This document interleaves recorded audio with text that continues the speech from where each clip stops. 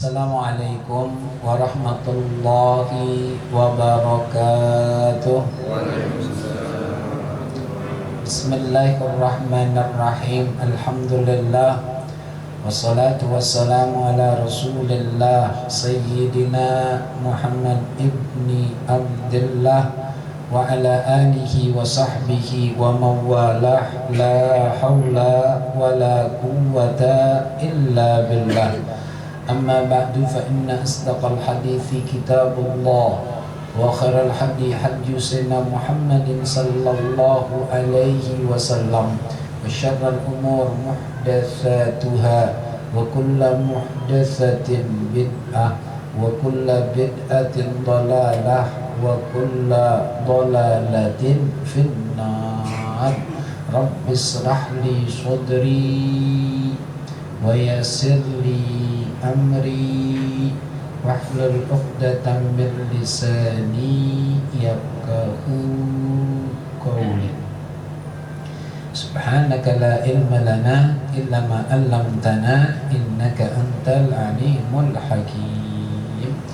Yang sama-sama kita hormati dan kita muliakan pimpinan daripada Musholah Al-Husna Akhil Aziz Al-Muqaddam Ustaz Muhammad Yasin bin Haji Ahmad Sarqani bin Haji Muhammad beserta segenap pengurus yang ada, para asatiz wal hujjat, hadirin jamaah, para orang tua juga remaja rahimakumullah.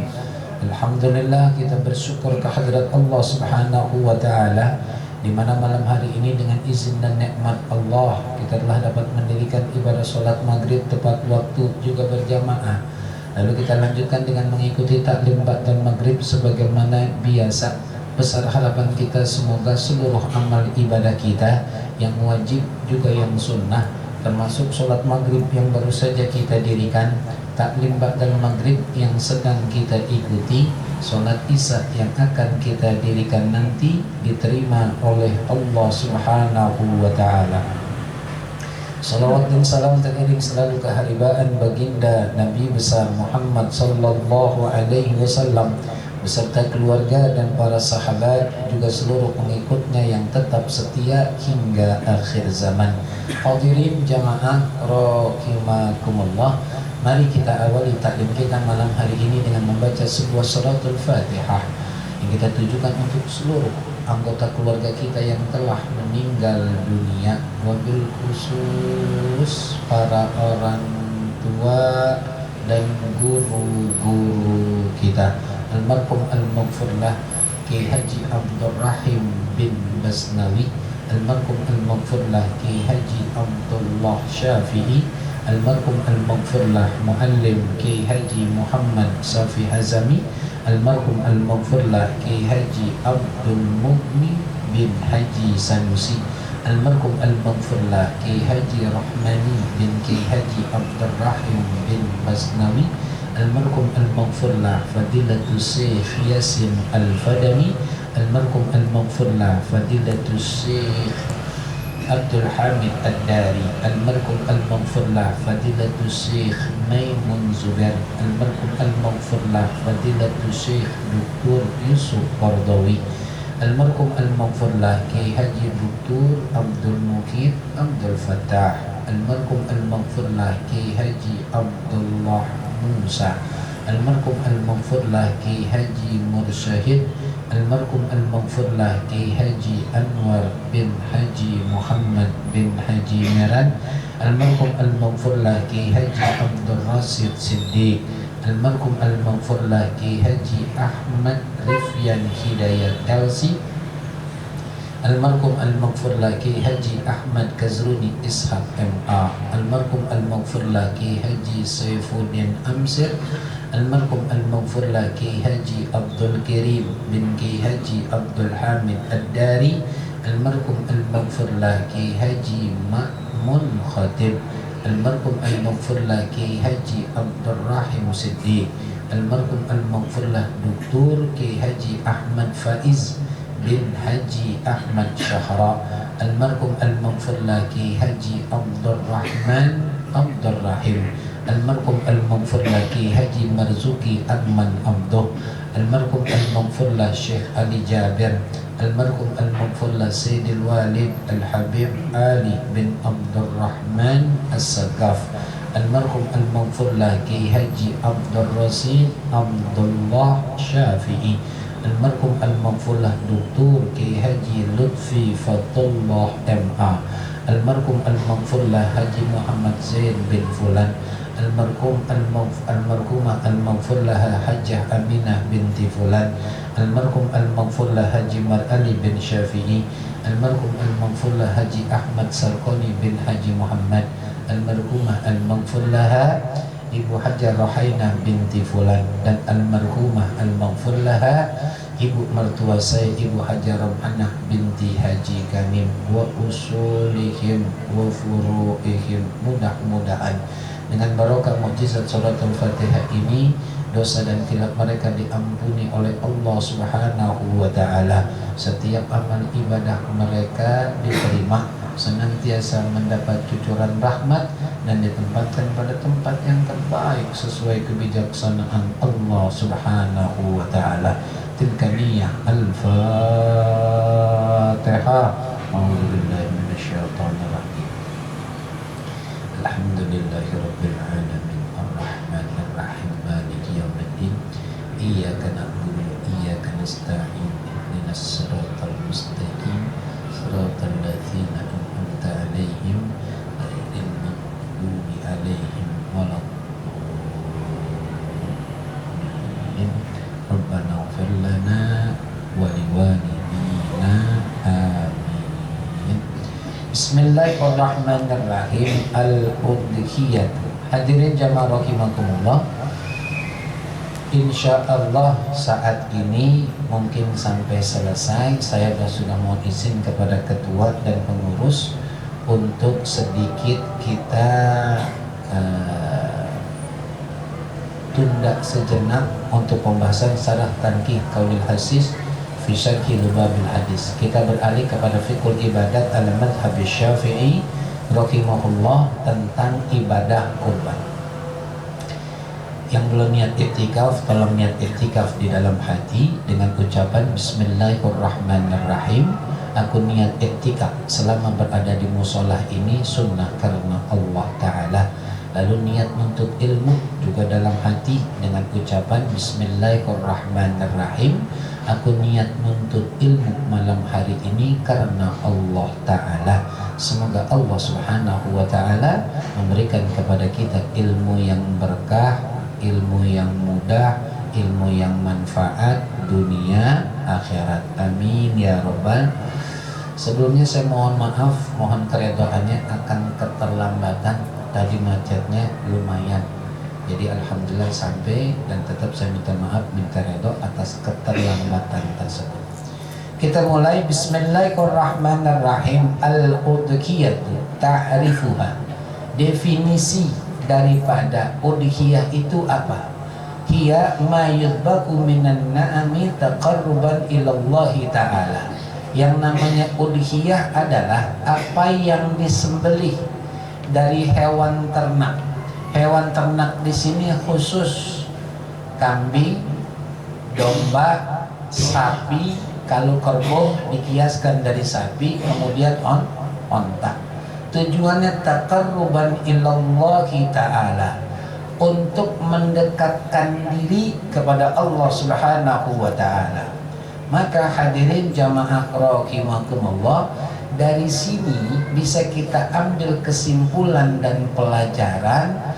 Tolong ikhlas kalau mau korban, sehingga makna kurban, definisi kurban untuk mendekatkan diri kita kepada Allah sampai.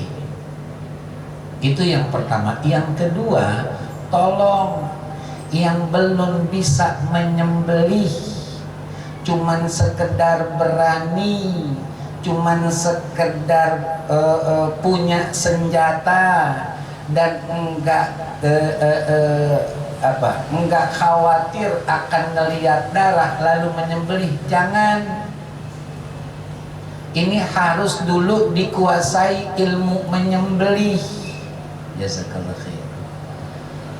Ya, ilmu menyembelih, karena menyembelih hewan kurban sama menyembelih hewan ternak untuk didagangkan beda.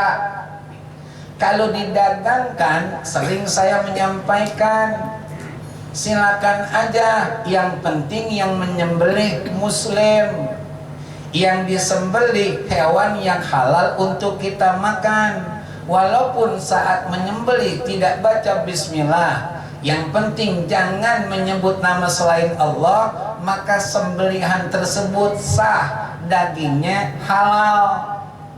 Kalau untuk ibadah kayak kurban, akikah, dan seterusnya, harus pakai ilmunya. Jangan cuman modal berani, modal senjata, khawatir nanti tanggung jawab di akhirat. Karena niatan pengorban nggak sampai, disebabkan yang menyembeli nggak paham ilmunya. Panitia atau DKM nggak berani mengingatkannya, maka terjadilah kekeliruan yang cukup fatal. Nanti di akhirat yang nitip hewan, mau hewan kecil, mau hewan besar, mau kambing, mau domba, mau ontak, mau sapi, mau kerbau, nuntut besok di akhirat. Karena niatannya nggak sampai, gara-gara yang menyembeli nggak paham cara menyembeli untuk ibadah dan taqarruban kepada Allah, mendekatkan diri kepada Allah. Maka yang begini sebelum diingatkan, mundur dah.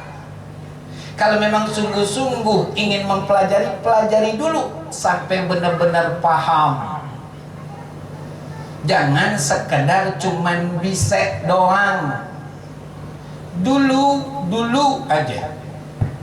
Untuk nyembeli hewan kecil di bawah kambing yang namanya ayam, itu yang menyembeli guru yang kokoh akidahnya, cakep ibadahnya. Walaupun yang punya bisa dan punya pisau nggak nyembeli. Kalau sekarang beda. Maaf, bukan suuzon, mungkin ada nilainya. Ini keliru ya akhi. Lebih besar tanggung jawab ketimbang apa yang ente dapat. Tolong pelajari dulu yang benar, baru jadi penyembelih. Karena sekali lagi ini ada nilai ibadahnya, bukan kosong begitu aja. Kita lanjutkan. Waktuha. Kalau yang belum paham tolong tanyakan, nggak apa-apa di tengah-tengah keterangan, karena ilmu itu kebutuhan. Khawatir kalau ditunda apa yang mau ditanya lupa lagi. Waktuha, waktu penyembelihan hewan korban, min awwali ayami aidin nahar ba'da salatil aid ila ghurubis syams akhiru ayami tasyrik. Hari mulainya di hari pertama hari raya Idul Adha. Kalau tahun ini insya Allah hari Kamis tanggal 29 ba'da sholat id. Bahasanya ingat, ba'da sholat id. Sholat id itu mau Idul Adha, mau Idul Fitri, bukan cuman sholatnya doang. Karena sholat Idul Adha, Idul Fitri sholat dulu baru khutbah. Kalau Jumat khutbah dulu baru sholat.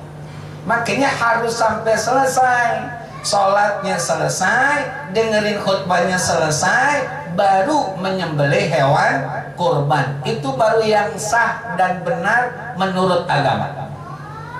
Sampai kapan? Ila ghurubi syams akhiru ayyami tasyrik. Sampai terbenamnya matahari di akhir hari tasyrik.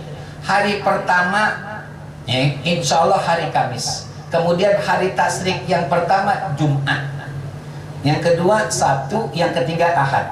Ahad menjelang maghrib jangan udah, cukup udah gitu. Kalau mau sembeli sekitar habis asar 5:30 berhenti dah. Itu hari Ahad untuk tahun ini insya Allah. Karena Ahad itu hitungannya hari ketiga. Hari pertama adalah hari raya Idul Adha Kamis, hari tasyrik pertama Jumat, hari tasyrik kedua Sabtu, hari tasyrik ketiga Ahad. Ya.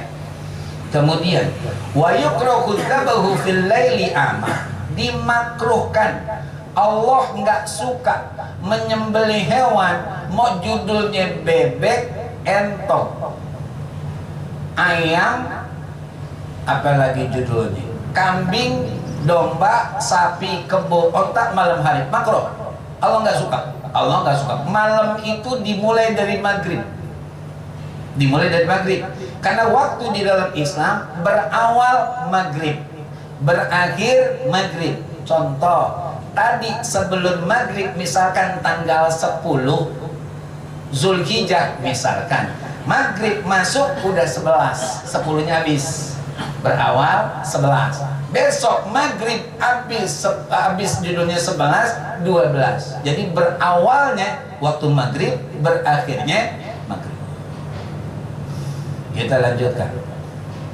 Wa huwa fil udhiyati asyaddu karahah. Untuk judul sembelihan hewan korban lebih sangat makruh lagi.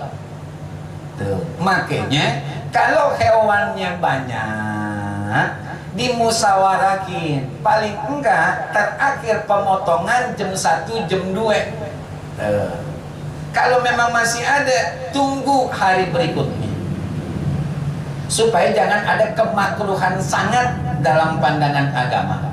Ya, walaupun nggak sampai haram, tapi Allah nggak suka. Allah nggak suka. Kita lanjutkan. Wa indaha qabla al-waqti lam tasih bila khilafin. Kalau seandainya orang menyembelih hewan kurban, dia hanya ikut sholat Idul Adha-nya saja, tapi tidak mengikuti khutbahnya, khutbah pertama dan khutbah kedua di Idul Adha, enggak sah tanpa khilaf. Sepakat ulama, enggak sah potongannya, menjadi potongan biasa doang. Contoh, si A, beliau beli hewan 3, kambing ame domba. Kemudian dia harus berangkat ke Surabaya jam 8. Nah, dia ikut sholat.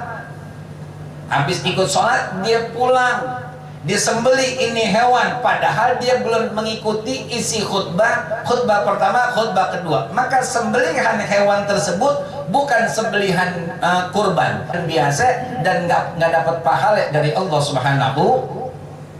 Biar jelas, jangan terburu-buru, selesai dulu ibadah satu demi satu, baru yang berikutnya. Nggak sah bila khilafin, tanpa perbedaan pendapat dari ulama, alias semua ulama sepakat nggak sah potongannya. Wa in kanat manduratan lazimahu ay yudhiya wa in fatatkul waqt.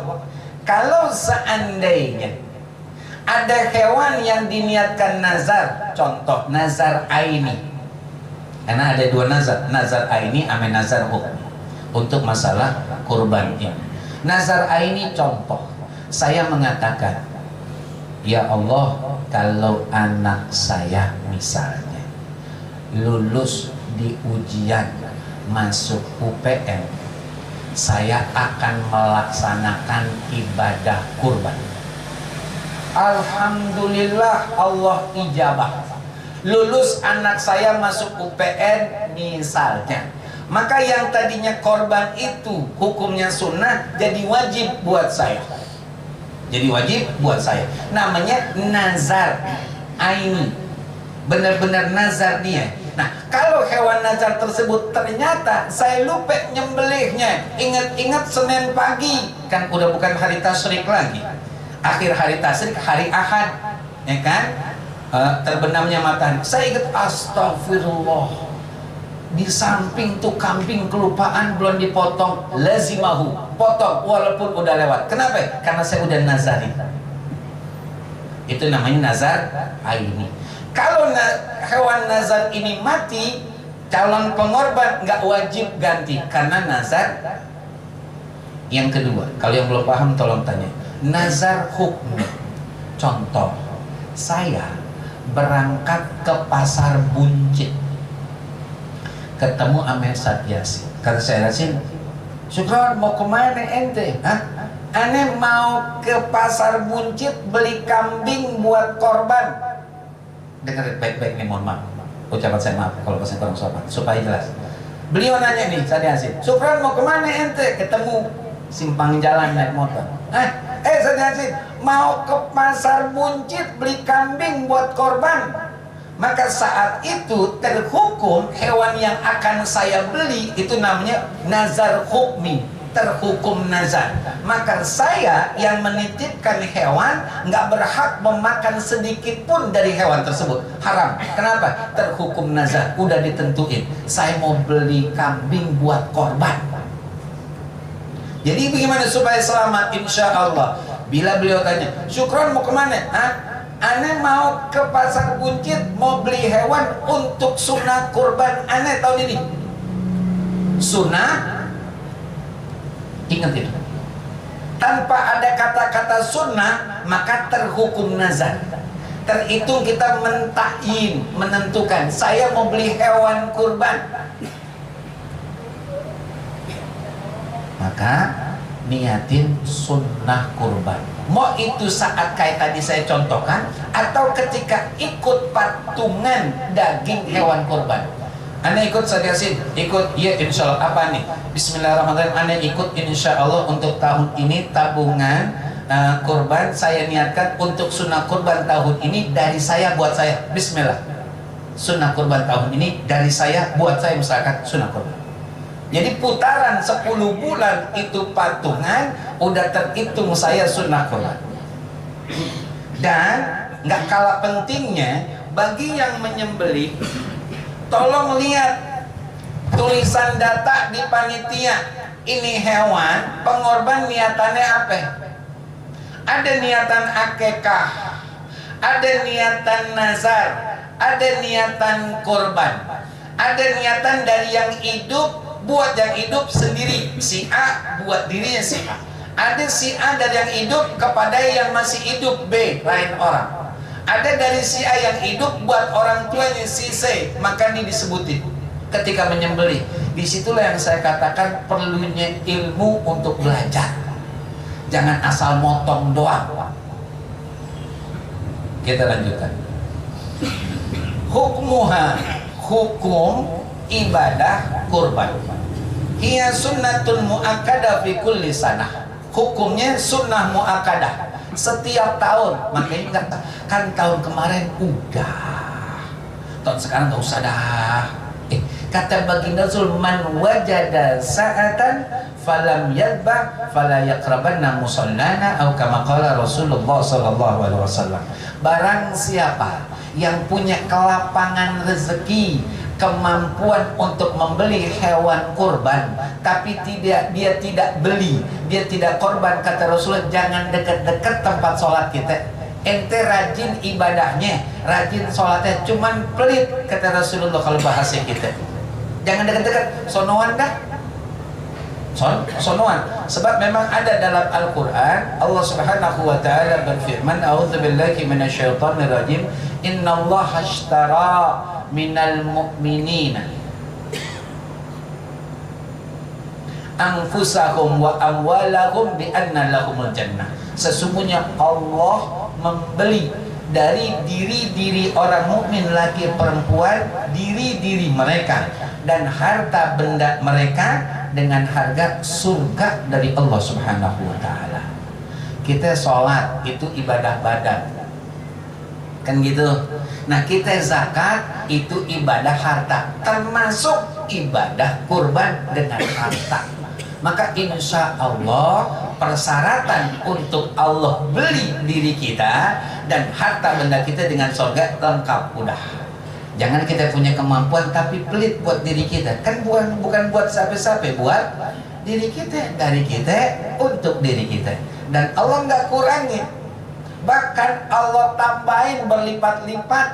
Punya duit 3.600.000, kita pegang dari sekarang sampai tahun depan 1.000 rupiah kalau kalah nambah, jamin. Kita punya ini duit nih tahun ini 3.600.000, taruh dah di selipan baju. Nah tahun besok kita buka nggak nambah tuh walaupun 1.000. Tapi 3.600.000 bismillah kita niatin untuk ibadah sunnah kurban. Sebelum darahnya jatuh, kata baginda Rasul, ke bumi, Allah udah berikan keredoan. Bulunya dihitung sama Allah, dagingnya, darahnya, tulangnya, kulitnya, semua dihitung sama Allah dan diwujudkan pahala buat kita besok di akhirat. Maka jangan pelit. Kalau motor yang kita tahu harganya di atas 20 juta, NMAX itu yang baru 30 juta, 37 juta, kita berani beli? Tanya silakan siapapun yang beli motor, apapun judul mereknya, pasti di atas puluhan juta. Dia tahu, ente bawa nggak ke kuburan? Enggak, ente berani tuh. Bener gak? Berani tuh. Hatta dimintain pajak setiap tahunnya, berani tuh. Kok judulnya korban yang belum jatuh darahnya ketika kita sembelih menyentuh bumi Allah, Allah udah ambil dengan keredaan Allah dan Allah lipat gandakan pahalanya, dan itu pasti. Kok kita nggak berani sih? Ayo kan? Kita nggak berani. Ada yang menawarkan 3.400.000 per jiwa, ada yang 3.500.000, ada yang 3.300.000, ada 3.600.000. Nggak maju gitu. Nggak maju gitu. Cuman kalau nggak dapat daging marah, kan puyeng kepala kita. Dia punya kontrakan, dia punya kendaraan, rumah pribadi, tuh nggak ngorban. Tapi ketika panitia lewat bagiin daging kepada mustahikin, orang berhak lewat di rumah, Pak, tapi kok saya nggak dapat? Mohon maaf Pak, nggak ada namanya. Oh bagaimana sini RT? Kan saya warganya. Kok saya nggak dapat daging korban? Pak, jangan nanyain kok nggak dapat, mestinya Bapak yang memberi, bukan yang menerima. Nah kalau mau daging beli, kalau memang nggak mau korban. Nah duit banyak nggak mau korban, nanyain daging korban, nggak pas. Mestinya kita yang ngeluarin duit biar saudara kita pada makan daging, insya Allah. Kita pakai marah nggak dapat daging. Tak kata orang, kontrakan jual Pak, beli kebun. Iya kan? Kontrakan kita punya 3 pintu, ya kan? Rumah pribadi, kerjaan alhamdulillah, kendaraan ada terparkir di garasi. Kok malah kita nyari daging korban, bukan membeli hewan untuk kita bagikan daging kepada orang yang membutuhkan. Keliru jadinya ya. Wa talabuha muqayyadun bikaunil fa'il qadiran 'alaiha. Tuntutan untuk berkorban ini terikat bagi orang yang punya kemampuan. Yang nggak punya kemampuan nggak apa-apa, nggak apa-apa. Orang sunnah kok, cuman jangan pore-pore kagak punya, ntar Allah jadiin nggak punya. Kan begitu. Yang tahu punya duit ataupun kagak siapa? Kita tuh. Pastinya juga Allah, kata Allah, ente mau bohongin orang. Ane tahu kata Allah, ente punya duit 50 juta aja ada, ente kibatin spray ada 50 juta. Mengkibatin spray doang 50 juta. Belum judulnya ATM, ulun deposit, itu baru spray doang ente kibatin rontok 50 juta. Kan begitu subhanallah ya, bagi yang mampu.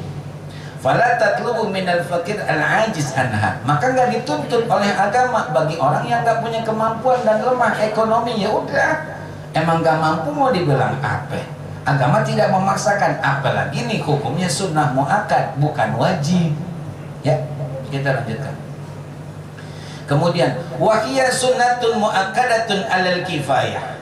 Dan dia sunnah muakkad alal kifayah. Jadi ada sunnah kifayah, ada sunnah ain. Artinya sunnah kifayah, sunnah ain untuk ibadah kurban. Perbedaan begini, sunnah ain itu ibadah kurban sunnah untuk masing-masing pribadi yang mampu. 3 orang, ayah, ibu, anak, gitu.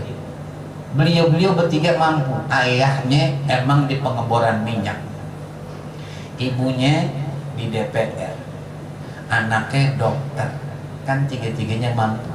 Maka 3-3-nya dituntut oleh agama nggak sampai wajib, dituntut oleh agama untuk melaksanakan ibadah sunnah kurban masing-masing. Ayahnya sendiri, istrinya sendiri, anaknya sendiri. Namun kalau tiga-tiganya nggak mampu untuk korban masing-masing satu, cuman mampu satu, nggak apa-apa, namanya sunnah kifayah. Satu hewan korban bisa meliputi pahala untuk seluruh anggota keluarga. Boleh. Kata ayahnya, Bu, aku insya Allah pengen banget sunnah korban tahun ini. Nah, terus ya udah korban dah. Kan tabungan aku nggak cukup misalnya. Emang bapak ada punya berapa? Ada 2,5 juta di masjid Ano 36. Berarti kan masih kurang. Oh udah, ntar coba pak, aku liatin dulu, diliatin. Ini kan kembalian belanja ada duit. Ini kan 7,5 gabungnya. Ngomong lagi amanah. Alhamdulillah terkumpul 3,600,000. Berangkat bismillah, namain bapaknya misalnya, maka ibunya dapat, anaknya, namanya sunnah kifayah. Tapi kalau mampu jadi sunnah ain, masing-masing dianjurkan oleh agama untuk korban. Dan lanjutkan dikit lagi hadirin jamaah rahmatullah. Yang kedua hukumnya wajibatun, wajib. Idza nadzaroha, kalau dinazarkan kayak tadi, saya mengatakan kepada ya Allah, kalaulah anakku lulus UPN, aku ingin korban. Ternyata alhamdulillah Allah ijabah lulus anak saya, maka yang tadinya korban itu hukumnya sunnah muakkad berubah menjadi wajib, harus tuh, nggak boleh nggak, harus. Karena itu kita udah bernazar kepada Allah Subhanahu wa Ta'ala, ya. Dan itu juga namanya kita udah mentakyinkan, menentukan kalau seandainya lulus. Atau kita ketakyin kayak tadi, gitu kan? Saya mau ke pasar Bucit beli hewan kurban. Atau contoh yang lain, kita tuntun kambing masuk ke Musola Al Husna. Kita bilang misalkan sama Ustaz Barjani, iya. Ada orang, emang ngapain? Mau nitip hewan nih buat kurban, nih kambing saya nih ya, yang palanya hitam, kuping kanannya ada putih dikit, nih kambing saya itu namanya takyin, ditentuin, nazar udah itu. Maka haram hukumnya untuk dimakan oleh pengorban, semuanya diserahkan buat umat. Sampai di sini dulu hadirin jamaah rahimakumullah. Ada pertanyaan? Baik. Ini mengenai yang tadi syarat kalau misalnya satu keluarga dia cuma bisa patungan gitu. Terus kemudian ada misalnya di lingkungan kita nih, itu bisa juga nggak satu patungan untuk RT, satu RT misalnya kesanggupannya untuk beli satu kambing dan pahalanya untuk beberapa orang di atas 10 orang, itu bisa langsung. Baik, jazakallah khair. As-su'alu nisful ilm. Pertanyaan itu nilai setengah ilmu. Yang bertanya dan yang tidak bertanya tetap kita perhatikan untuk dapat tambahan ilmu dan tambahan kebaikan-kebaikan pahala dari Allah Subhanahu wa Ta'ala. Pertanyaannya, mungkinkah, bisa nggak misalkan satu RT patungan, nggak ditentuin berapa aja, sebisanya setiap warga terkumpul misalkan untuk 2 hewan kambing, boleh nggak itu dilakukan dan diniatkan untuk sekian orang gitu kan? Ya kan? Baik. Kalau seperti itu yang saya pahami dan saya ketahui sampai malam hari ini, itu terhitung bukan hewan kurban. Contoh, 1 kelas atau 2 kelas gabung, dianjurkan ame wali kelasnya, anak-anak, ayo kita nih sedikit lagi mau ibarat haji. Biasanya kan kita motong hewan ya, anak pernah lihat kan, iya pak gini-gini. Ayo, sekarang bapak menganjurkan kalian untuk masing-masing memberikan uang tabungan atau iuran atau patungan buat hewan korban.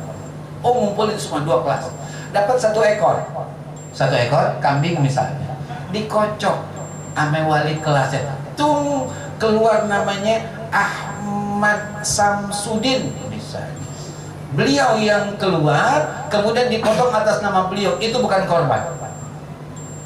Lalu bagaimana supaya nilainya ada nilai kurban? Contoh, ke RT yang tadi ngumpulin dapat 2 ekor. Kata seluruh warga, Pak RT, ini kan alhamdulillah terkumpul nih 2 ekor. Iya, terserah dah mau dititip di musol atau di masjid mana terserah. Yang penting kami warga rela redo menghadiahkan buat Pak RW sama Pak RT. Langsung ditentuin, buat Pak RW 1, buat Pak RT 1, kami hadiahkan. Tuh.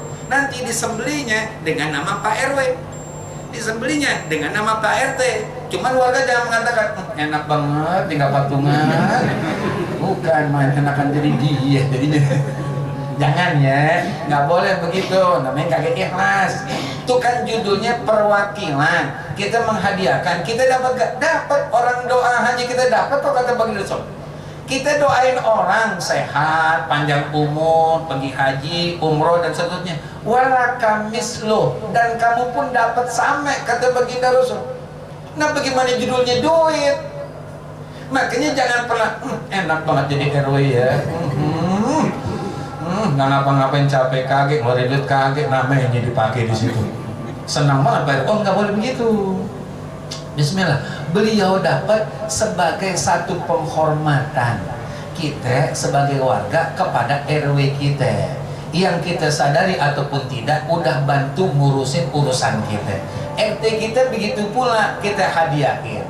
Maka walaupun nama RW dan nama RT yang disebut ketika menyembelih, tetap semua yang ikut bergabung dalam tabungan tersebut dapat pahalanya. Wa ta'awanu 'alal birri wat taqwa wa la ta'awanu 'alal itsmi wal 'udwan. Dan saling tolong-menolonglah kalian dalam kebaikan dan ketakwaan, jangan saling tolong-menolong dalam perbuatan dosa dan permusuhan. Dapat insyaallah. Tapi caranya begitu saudara ya. Jangan pakai dikocok. Kalau dikocok tung keluar atau kan berarti bagian salah satu bagian yang ikut patungan. Ini di luar yang patungan. Sampai kalau kayak sekolahan gurunya, Pak Ustadz, gitu kan Pak Guru, iya kami udah patungan. Buat apaan nak? Kayak tahun kemarin Pak, ini alhamdulillah dapat 1 ekor. Kami semua ketua kelas semuanya kami nih sepakat redo ikhlas menghadiahkan buat Pak Bapak mengadakan sunnah kurban tahun ini. Mohon diterima ya Pak, mudah-mudahan berkah, amin. Alhamdulillah, gurunya dapat pahalanya dari hewan kurban tersebut. Murid-murid semua yang ikut urunan dapat juga. Itu supaya ada nilai kurbannya. Tapi kalau seandainya pakai dikocok nggak ada nilai kurban, cuman potongan biasa doang. Allah alam bisawab. Ada lagi? Ya, ya. Kalau arisan, misalnya tahun ini 2, tahun ini 2, tahun itu gimana? Baik. Setiap keluarga dapat 2 orang. Arisan begitu juga ya? Iya Pak. Iya. Kalau arisan menurut saya kan arisan tuh punya hak dan punya kewajiban gitu ya. Kewajibannya membayar, haknya mendapatkan, kan gitu. Maka monggo silakan aja. Yang penting mohon maaf, jangan ada masuk sesuatu yang Allah nggak redoin. Contoh, kocok nih arisan korban kocok, tung keluar 2 nama, si A sama si B misalnya. Kata si C begini, nih saya lagi pengen banget korban nih tahun ini sunnah korban. Terus boleh nggak punya ente aneh duluan? Kata si A, boleh aja, man paham dah. Paham dah. Beres. Walaupun ngasihnya cuma 50, ini yang jadi bahaya. Ini yang nggak boleh. Kalau mau ngasih atas sepengetahuan ketua arisan, mohon maaf bapak atau ibu, iya kan yang dapat saya nih kami si B, cuman si C nih, sini biar jelas sih. Si C meminta untuk beliau duluan jatah saya. Saya sih ikhlas. Gimana kalau mau ketua? Nah kalau ente ikhlas ya nggak apa-apa kasih. Cuman berarti nanti bagian C adalah punya ente. Jadi udah selesai. Tuh, jangan pakai ada paham dah. Jangan. Namanya ngambil keuntungan dari sesuatu yang kita nggak pakai kerja tapi ngasilin duit. Nggak boleh. Apalagi kalau bahasanya pinjaman. Kata Rasul, kullu qardin jara manfaatan fa huwa riba, atau kama qala Rasulullah sallallahu alaihi wasallam. Setiap pinjaman yang membuahkan manfaat itu namanya riba. Sebagai closing, insya Allah saya pernah menyampaikan di majelis kita ini, saya misalkan lagi nyuci motor, datang orang, assalamualaikum, waalaikumsalam warahmatullahi wabarakatuh. Gimana bang kabarnya bang? Sehat. Sering ngapain? Nyuci motor. Ngobrol-ngobrol, tengah-tengah dia bilang, Ustaz, mohon maaf nih, iya ada apa ya? Ada boleh pinjam duit kan? Pinjam duit, iya. Buat apaan saudara dan berapa? Buat bayaran anak, SPP udah 2 bulan. Kalau memang umpamanya kata ada 1 juta, alhamdulillah. Kalau nggak ada 500 juga nggak apa-apa. Ya udah, saya matiin keran, saya masuk ke dalam. Pas saya keluar, dia lagi nyikatin motor saya. Itu riba. Karena dia minjem sama saya. Dan dia pun tahu saya lagi ngambilin duit untuk ngasih pinjaman sama dia. Lalu dia nyikatin motor, ban motor saya. Itu ban motor saya yang disikatin, riba. Kok bisa riba? Suka kan mendatangkan manfaat. Dan dia nggak ujuk-ujuk datang, lagi ngapain? Lagi nyuci motor. Sini saya bantuin, kan enggak. Karena pinjamannya saya iyain, dia nyikatin ban motor saya. Itu riba. Bagaimana kalau judul pakai minta? Pinjam duit nih, berapa duit? 1 juta. Kalau bisa sih 1,5 juta dah. Ayo beres. Siap? Ya kan?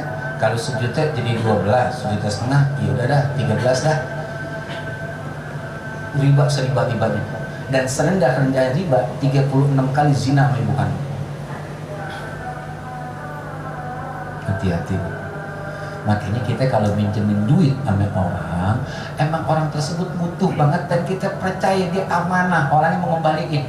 Kalau memang dia minjem terus bicaranya butuh dan kita tahu ini track recordnya, rapotnya nggak bagus nih orang, jangan pinjemin, kasih duit aja udah. Sebab kalau kita minjemin khawatir jadi dosa. Dosanya ngapain? Kita ceritain mulu dia, orang minjem ya nggak dibalikin, kan jadi gibah. Dia mah enak-enak aja. Kan minjemnya biasanya melas, balikin malas. Benar? Itu makanya yang namanya pinjaman itu ya, itu senjata paling tajam untuk memutuskan tali silaturahim. Jangan minjem kecuali emergensi dan terdesak banget, juga untuk kebutuhan pokok. Kalau buat hobi jangan pernah, nanti kebiasaan jelek dirinya.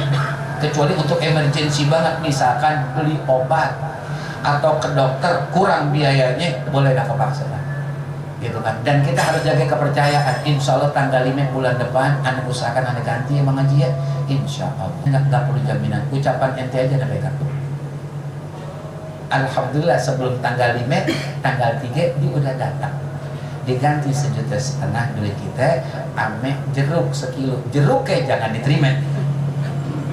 Syukron kita kagak minta, syukron dia yang bawain. Kan tadi kalau pinjaman menghasilkan manfaat dia riba. Jadi jangan terima. Udah apa banget diterima, saya terima kasih banget. Ente anak tahu mikirin beli jeruk aja tuh puyeng balik ente. Kan begitu ceritanya. Ya kan? Udah ente bawa aja ke rumah. Saya udah terima kasih banyak, antum udah tepat waktu, bahkan sebelum waktunya ente udah ganti. Alhamdulillah, makasih banyak saudara ya. Sama-sama jadi nggak mau dijeruk, udah buat ente aja. Ya, kadang-kadang kan kaget gitu, jeruk doang nih. Nggak ada embel-embel yang lain nih. Iya jeruk bagus dah, untuk ada yang ente bawa. Kali gitu lagi dibawa juga, gitu. Cuman jeruk doang nih, nggak boleh. Itu hadirin jamaah rahimakumullah. Mari kita baca Fatihah. Kita mohon sangat hanya kepada Allah Subhanahu wa taala. Mudah-mudahan dosa-dosa kita, dosa orang tua, kakek nenek, guru, keluarga, juga mertua, baik yang masih hidup ataupun yang sudah meninggal dunia, senantiasa mendapatkan ampunan Allah Subhanahu wa taala.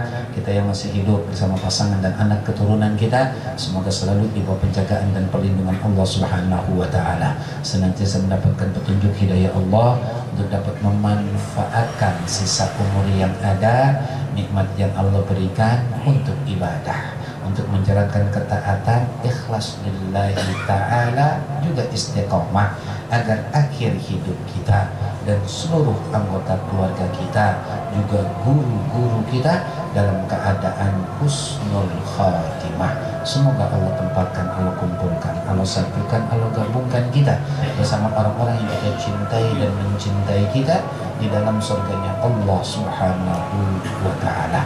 Bitilka niyah al-Fatihah. A'udzubillahi minasyaitonir rajim.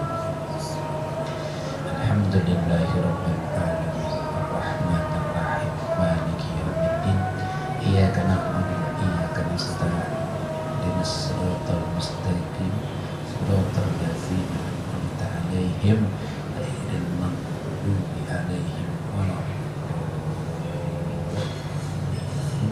Rabbana ighfir lana wa liwalidina amin.